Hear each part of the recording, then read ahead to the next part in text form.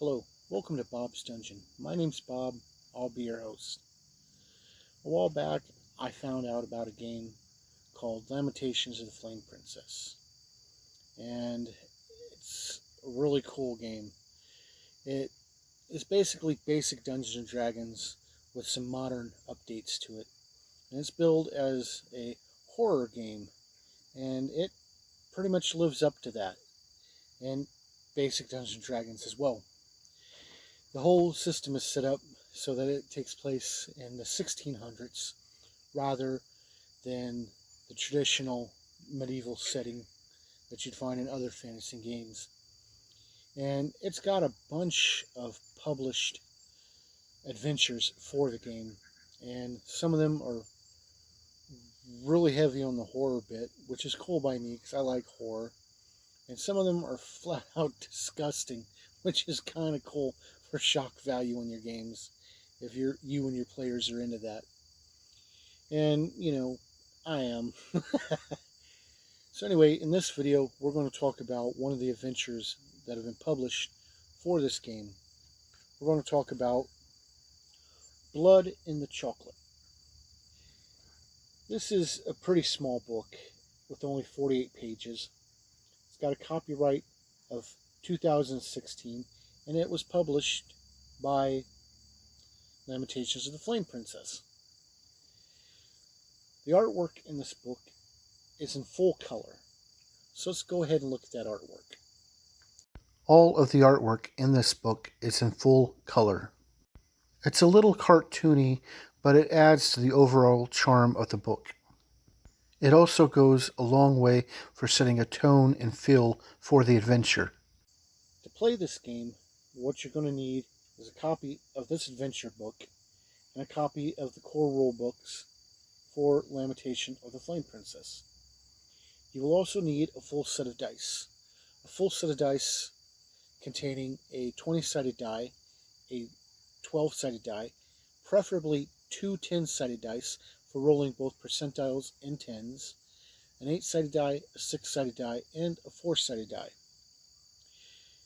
The setup for this adventure is very straightforward. There is a lady named Lucia di Castillo, and she has invented a brand new confection, the chocolate bar. And it's highly addictive. All the nobles, all the rich are just paying money hand over fist to get her new confection and just consume it. And the other merchants are quite jealous because she's making all the money and putting them out of business. And try as they might, they can't replicate her recipe.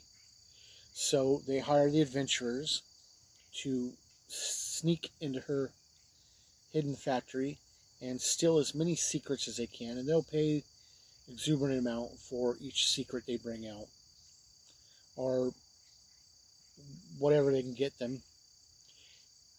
And that's pretty much a setup for the adventure. To put it in context, imagine, if you will, Willy Wonka and the Chocolate Factory done as a horror story. Disturbing, disgusting, splattery, bloody horror story.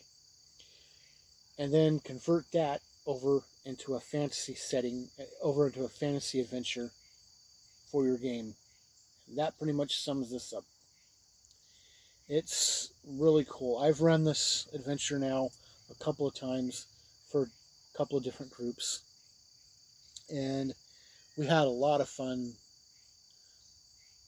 doing it. And the first group that ran through this, I don't want to give any spoilers, but the first group that went through, we only had one person died, and the rest of the party succeeded in their mission. Barely, they just about died as well. And the second time I ran it, we had a player that wound up siding with the bad guys, if you will, and helping them to slaughter off the rest of the party. Oh well. But this book has As small as it is, it has everything you need to play this adventure, except for the rules in the rule book, of course. It's got all the traps, the NPCs, and creatures you'll run into. And some of the traps and poisons and stuff are really icky and really fun too. It is a good adventure.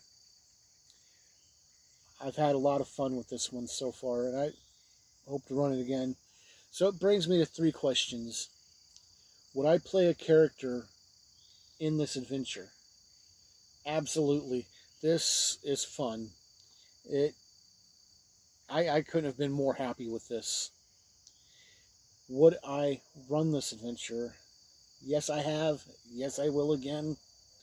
If you're looking for a one shot or a change of pace for your ongoing game, this is a good book to have. Would I recommend this book? You already know the answer. Absolutely. This is a fun adventure. Like I said, it's good for one shot or doing something different. If you're not into Lamentations of the Flame Princess, you could probably easily use this in whatever fantasy setting that you're running, and it would be worth a go. It definitely would.